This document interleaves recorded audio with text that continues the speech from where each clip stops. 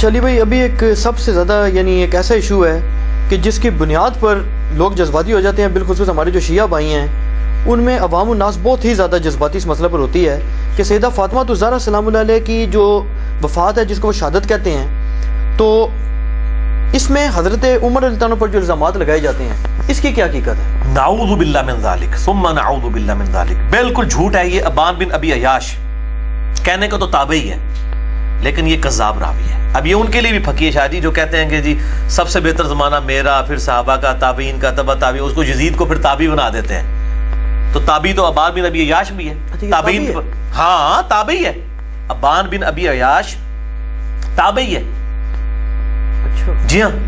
یہ غالباً 146 ہجری میں فوت ہوا ہے، ٹھیک ہے، یعنی امام حنیفہ رحمہ اللہ کے زمانے کا ہے، وہ بھی تابعی ہیں۔ امام حنیفہ رحمہ اللہ بعض کے نزدیک تابعی ہیں، بعض کے نزدیک تبع تابعی ہیں۔ بہرحال ہم اس جھگڑے میں نہیں پڑتے۔ علی بن عثمان حجبیری نے ان کو کشف المحجوب میں تبع تابعی لکھا ہے، اور مجھے یہ مضبوط قول تبع تابعی والا لگتا ہے۔ بہرحال یہ ان کے زمانے کا ہی ہے، ابان بن ابی عیاش۔ اس کو امام مسلم نے صحیح مسلم کے مقدمے میں کذاب لکھا ہے، اور اسی طریقے سے اہل تشیع کے ہاں بھی ان کی اسماء کی کتابوں میں، اسماء الرجال کی کتابوں میں کذاب لکھا ہے۔ لیکن ظاہر روزی روٹی چلانے کے لیے پھر جو لوگ ہیں وہ کہتے ہیں جی ہمارے لیے تو ٹھیک ہے، ہمیں ایکسیپٹ ہے۔ یہ اس نے سٹوری ساری گھڑی ہے سیدنا عمر فاروق رضی اللہ تعالیٰ عنہ علیہ السلام کے خلاف۔ نعوذ باللہ، بالکل یہ جھوٹ ہے اور کوئی ایسی بات نہیں ہے، یہ بالکل جھوٹا واقعہ ہے۔ خالد بن ولید کے اوپر بھی جھوٹ باندھا گیا کہ وہ بھی گھسیٹ کے لائے اور یہ ہو گیا، دروازہ پھینکا۔ البتہ ایک روایت ہے جو اہل سنت کے گلے میں پھنسی ہوئی ہے، میں تو اس روایت کو صحیح نہیں سمجھتا، مصنف ابن ابی شیبہ سے۔ میں نے مسند نمبر 66A کے اندر بھی اس کو بیان کیا ہے کہ سیدنا عمر نے دھمکی دی تھی فاطمہ کو جب ان کے گھر میں میٹنگ ہو رہی تھی خلافت کے والے سے کہ میں تیرے گھر کو آگ لگا دوں گا، اور وہ کہتے ہیں جی سنی کتابوں میں آگ لگانے کا ذکر ہے، پھر لا بھی دیتی بارش۔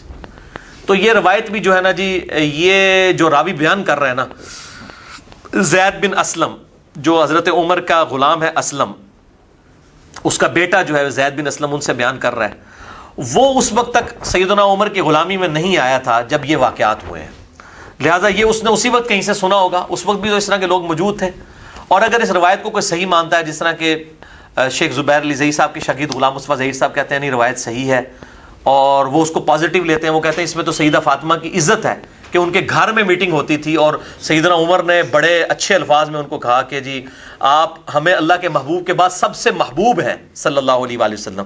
وہ اس کو دوسری طرف لے جاتے ہیں۔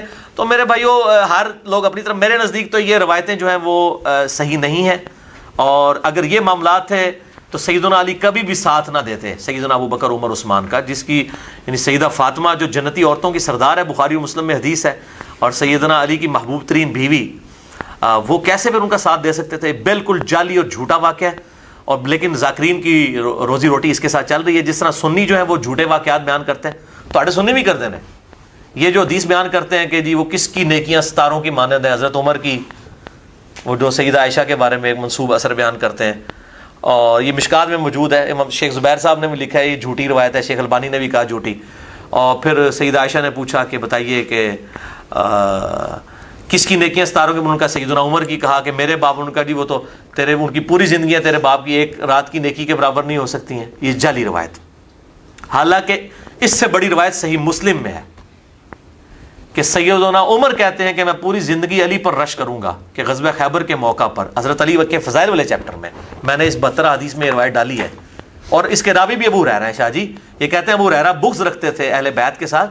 میں یہ چیلنج کرتا ہوں اہل تشیع کو کہ حسن و حسین کی شان میں، حضرت علی کی شان میں جتنی کرٹیکل حدیث ہیں، ان کے راوی ابو ہریرہ رضی اللہ تعالیٰ عنہ علیہ السلام، اس حدیث کے بھی راوی ہیں۔ وہ کہتے ہیں حضرت عمر کہتے ہیں میں رش کرتا تھا کہ علی کو جھنڈا ملا، مجھے مل جاتا کاش، اور حضرت عمر کہتے ہیں مجھے کبھی تمنا نہیں ہوئی لیڈرشپ کی سوائے اس موقع کے۔ یہ صحیح مسلم میں نے 72 حدیث میں ڈالی ہوئی ہے، تو یہ بالکل جھوٹ ہے جی، میں اس بات کو نہیں مانتا۔ اچھا، اسی میں علی بھائی ضمناً ایک سوال ہو جائے کہ یہ جو حضرت علی علیہ السلام نے جو حضرت فاطمہ کی وفات کے بہت عرصہ بعد بھی اپنے بچوں کے نام رکھے ہیں، یہ تاریخ میں ملتا ہے ایسی چیزیں کہ ابو بکر عمر عثمان نام رکھے ہیں، بعد میں ائمہ بیت سے ایسے نام منسوب ہیں ان کی اولادوں سے، تو اس پر اہل تشیع حضرات جو ہیں وہ ایک بات کرتے ہیں، وہ کہتے ہیں جی یہ نام عرب میں کامن تھے اور یہ تو کوئی دلیل آپ لوگوں کے پاس نہیں ہے، ایسے نام عرب میں کامن تھے، آج چلو ایک بات بن گئی ہے، لیکن اس وقت تو لوگ رکھ لیا کرتے تھے۔ میرے خیال ہے جب زخم تازہ تھا اس وقت نام رکھنے چاہیے تھے۔ ان سے ذرا پوچھیں کہ تاریخ کے اندر اہل سنت کے کتنے ائمہ ہیں جن کے نام یزید ملتے ہیں؟ اکا دکا. حالانکہ یزید نام کو برا نہیں ہے, صحابی رسول ہیں یزید بن ابی سفیان رضی اللہ تعالیٰ عنہ وعلیہ السلام, حضرت معاویہ کے بڑے بھائی, جو جنگ یرموک میں بڑے لیڈرز میں سے تھے ابو عبیدہ کے ساتھ. تو وہ یزید بن ابی سفیان, اسی وجہ سے حضرت معاویہ بھی پھر منظر عام پہ آ گئے نا, ان کے چھوٹے بھائی ہونے کی وجہ سے. اصل میں تو بندہ یہ تھا یزید بن ابی سفیان رضی اللہ تعالیٰ عنہ, تو ان کا نام بھی یزید تھا. تو یزید نام سے کچھ, لیکن بعد میں مسلمانوں نے دیکھا تو یہ مسلمانوں نے نام نہیں یہ رکھے, تو یہ کس طرح ہو سکتا ہے کہ سیدنا علی رضی اللہ تعالیٰ عنہ اپنے بیٹوں کے نام جو ہیں وہ ابو بکر, عمر, عثمان رکھ لیتے. اب ان کے گلے میں پھنسے ہوئے ہیں, شیعہ مانتے ہیں کہ بیٹوں کے نام رکھے ہوئے ہیں, انکاری نہیں ہے. ان کو پوچھیں کہ وہ کس طرح نام رکھ سکتے تھے اگر ان کا دل ان سے خلفائے ثلاثہ سے دکھا ہوا تھا. تو یہ بالکل ان کا جو ہے موقف باطل ہے. وہ ان سے محبت رکھتے تھے اور ان کے اور وہ بھی ان کے ساتھ محبت رکھا کرتے تھے. الحمدللہ انشاءاللہ تعالی میں وقتاً فوقتاً کچھ کہیں پہ موقع ہے تو میں کچھ باتیں بیان بھی کر دوں گا ان کی محبت کے آپس میں. جی تو اس میں علی بھائی ضمن بتاؤں ایک اور بڑی عجیب یہ الٹی دلیل بھی دیتے ہیں. وہ کہتے ہیں جی کہ اگر یہ آپ محبت کی دلیل دیتے ہیں تو یہ شیخین اور خلفائے ثلاثہ کی جو اولادیں ہیں ان میں علی نام نہیں ملتا کسی کا, تو اس کا مطلب ہے پھر آپ کی یہ دلیل کو الٹا کر دیں ہم, یعنی اس قسم کی باتیں کرتے ہیں. اور نہیں ہاں ٹھیک ہے, مسئلہ یہ ہے کہ اب وہ ان کی اولادوں میں تو خیر میں نے ابھی اتنا پورا شجرہ تو نہیں بنا کے دیکھا کہ کدھر تک آگے وہ معاملات جاتے ہیں, وہ نام ملتے ہیں یا نہیں ملتے ہیں. تو یہ کوئی ایسی دلیل نہیں ہوگی. سیدنا علی سے وہ محبت کیا کرتے تھے, ہمارے لیے یہی چیز کافی ہے. سیدنا عمر نے صحیح بخاری میں جو آتا ہے 3700 نمبر حدیث, اپنے وفات کے زخم میں جب 6 رکنی کمیٹی بنائی ہے تو پہلے نمبر پہ سیدنا علی کا نام لیا, پھر عثمان, ایک طریق میں حضرت عثمان کا نام بھی آتا ہے پہلے, ایک میں حضرت علی کا نام پہلے آتا ہے. تو وہ تو مطلب محبت کرتے تھے, یہ بالکل جعلی ہے. اور بلکہ انہوں نے تو ام کلثوم کے ساتھ نکاح کی بھی ریکویسٹ کی اور وہ پوری بھی کی گئی. ٹھیک ہے, تو میں تو اس کا قائل ہوں. صحیح بخاری سے ثابت ہے کہ سیدنا عمر کا نکاح ام کلثوم کے ساتھ ہوا ہے. یہ میں نے ضمناً آپ کو بتا دیا, ان گرائش نہ چاہیے, بس میں اس کو چھوڑتا ہوں رضی اللہ تعالی عنہ. حضرت ابوبکر صدیق رضی اللہ عنہ, حضرت عمر فاروق رضی اللہ عنہ کے ادوار میں حضرت علی رضی اللہ عنہ کا جو ہے رول ایکٹیو کو نظر آتا ہے. یہ بالکل ایکٹیو نظر آتا ہے. سیدنا علی نظر آتے ہیں ایکٹیو, یعنی شروع میں 6 مہینے میں اختلاف تھا نا, اس کے بعد یہ ایکٹیو رول آپ دیکھیں. بلکہ یہ اہل تشیع کے بہت بڑے عالم تھے اور وہ مطلب خلفائے ثلاثہ کی عزت کرتے ہیں, حضرت علی کو فضیلت دیتے ہیں. وہ تفضیلی شیعہ ہیں, جیسے زیدیہ ہیں آپ کے یہ شام کے اندر. تو وہ اہل سنت کے تقریباً قریب ہی ہیں. وہ خلفائے ثلاثہ کو مانتے ہیں, سیدہ عائشہ کا احترام کرتے ہیں اور اصحاب پر لعنت کے قائل نہیں, نعوذ باللہ. وہ صحیح شیعہ ہیں, شیعہ علی میں سے, یعنی رافضی نہیں ہے وہ. تو وہ ان سے میری بات ہوئی, انہوں نے لیکچر میں کہہ دیا کہ حضرت عمر جو ہے وہ اگر دیکھیں نا جی, ان کی اگر نیت ہوتی نا حضرت علی کو بنانے کی تو حضرت علی کا اکیلے کا نام لیتے. انہوں نے یہ 6 رکنی کمیٹی اس لیے بنائی کہ جی وہ مطلب معاملے کو الجھانا چاہتے تھے. تو آپ دیکھیں نعوذ باللہ من ذالک. تو میں نے ان کو بعد میں پکڑ لیا.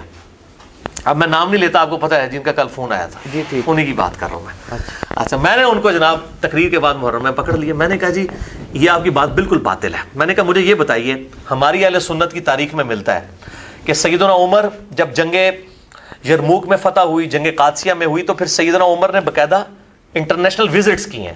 شام بھی گئے ہیں بیت المقدس کی چابیاں لینے کے لیے, ایران میں بھی سیدنا عمر خود گئے ہیں, اور کوئی فوج نہیں ساتھ لے کے گئے, چند لوگ تھے جو آپ کے ساتھ تھے, آپ کے ساتھی. ان کا اللہ پہ یقین تھا کہ اللہ زندگی موت کی حفاظت کرنے والا ہے. تو میں نے کہا بتائیے کہ وہ اپنی جگہ خلیفہ کس کو چھوڑ کے گئے تھے پیچھے؟ کہتے ہیں جی حضرت علی کو. میں نے کہا ہمارے یہاں بھی یہ ملتا ہے, سیدنا علی کو خلیفہ چھوڑ کے گئے تھے. اور وہ کیوں چھوڑ کے گئے تھے؟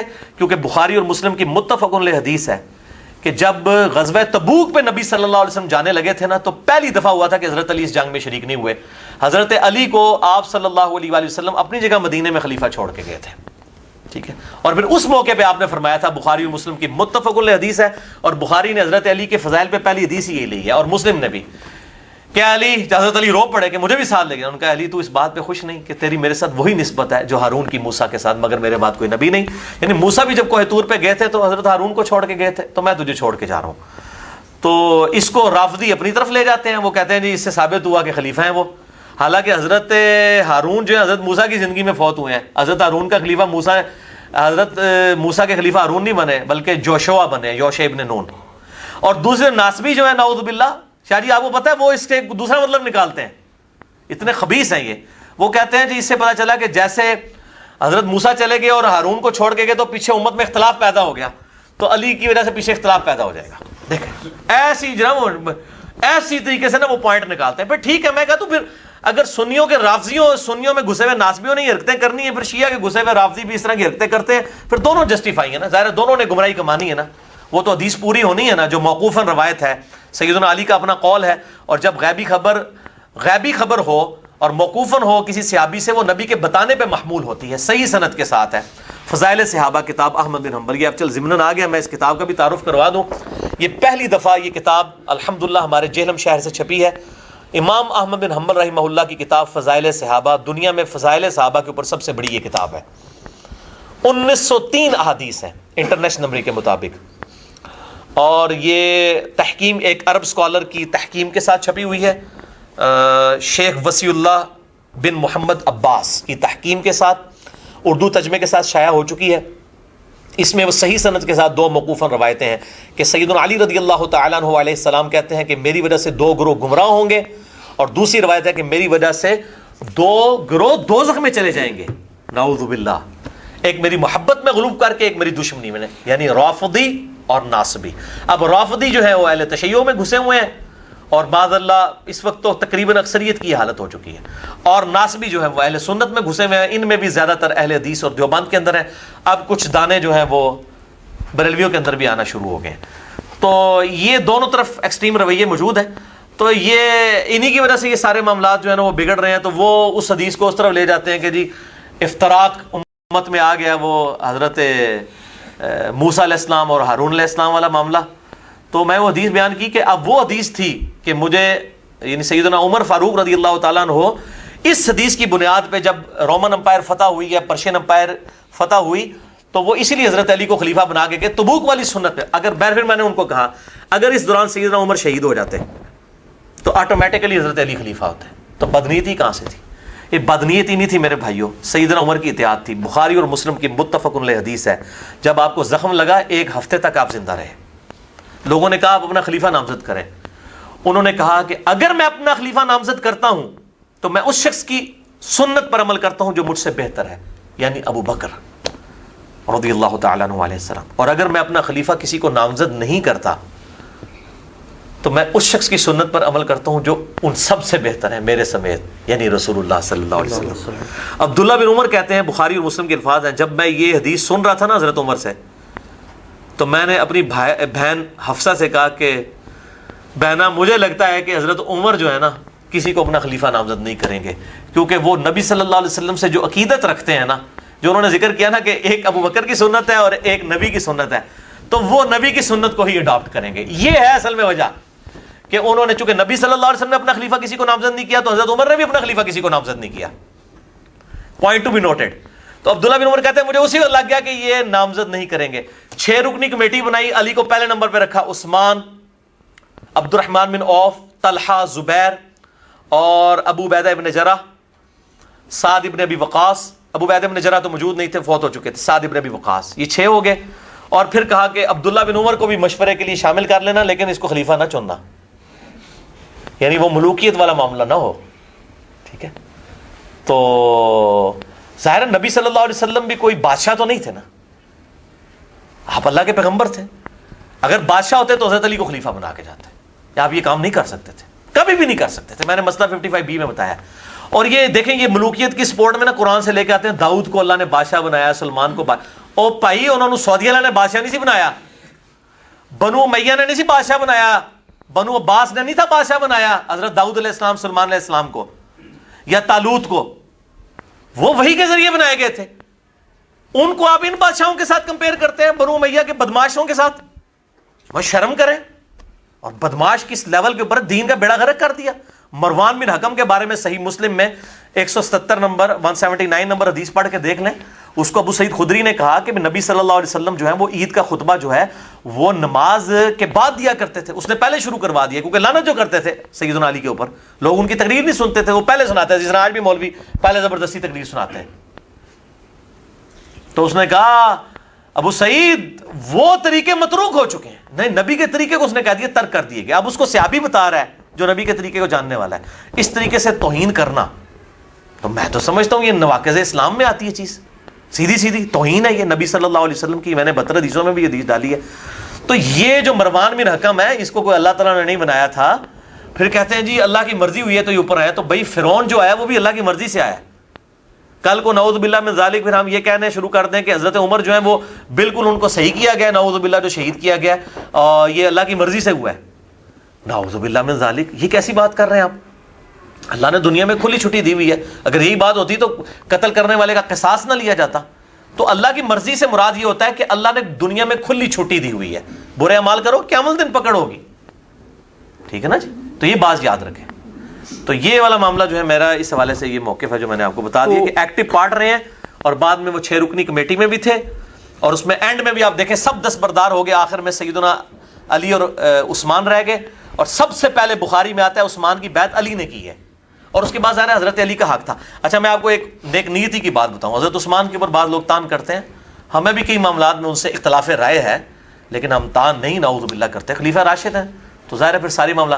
حضرت عثمان کے بارے میں کہتے ہیں جی وہ حضرت علی کی جگہ کے لیے مخلص نہیں تھے نعوذ باللہ. میں کہتا ہوں حضرت عثمان کے اندر ذرا سی بدنیتی ہوتی نا تو صحیح بخاری میں آتا ہے کہ آخری حج کے دوران ان کی نکسیر پھوٹ پڑی جب ان کی عمر 82 سال تھی. لوگوں نے ان کو کہا کہ اپنا خلیفہ کسی کو نامزد کرے. ان کا بیٹا ابان بھی موجود تھا اور لوگ بھی موجود تھے, بلکہ مشورہ آیا جی طلحہ کو بنا دیں, زبیر کو بنا دیں. اس قسم کے مشورے آنا شروع ہو گئے.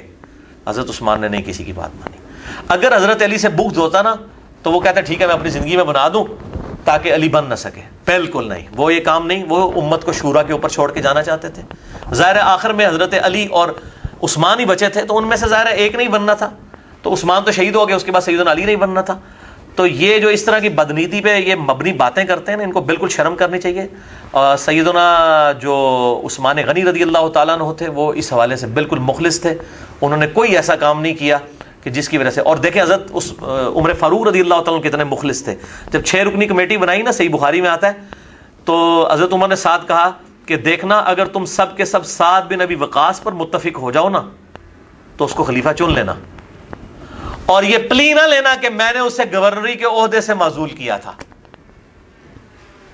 یعنی یہ نہ ہو کہ ساتھ پہ متفق ہو جائیں اور لوگ کہیں گے نہیں یہ نہ چھڑ دوں تو ساڑھے بزرگاں نے نا ریجیکٹ کیتا ہوا ہے. یعنی حضرت عمر کو بھی یہ بات پتا تھی کہ میں نے سعد کو گورنری کے عہدے سے جو ہٹایا ہے وہ تو ان کی عادت تھی کہ 4 مہینے بعد ہٹا دی, 4 سال بعد ہٹا دیتے تھے. وہ تو حضرت معاویہ کے 4 سال پورے نہیں نہ ہوئے حضرت عمر کے دور میں, ورنہ ان کو کسی اور عہدے کا گورنر مطلب کسی اور صوبے کا بنا دیا جاتا. تو باقی آپ دیکھیں کتنے مخلصانہ الفاظ ہیں. اگر سعد پر بھی متفق ہو جاؤ تو میرا اس کو معزول کرنا بہانہ نہ بنانا, اس کو چن لینا. ٹھیک ہے, تو یہ الحمدللہ ان کی نیک نیتی تھی. آپ ڈیپ ڈگ کریں گے آپ کو ساری حدیثیں الحمدللہ ملیں گی.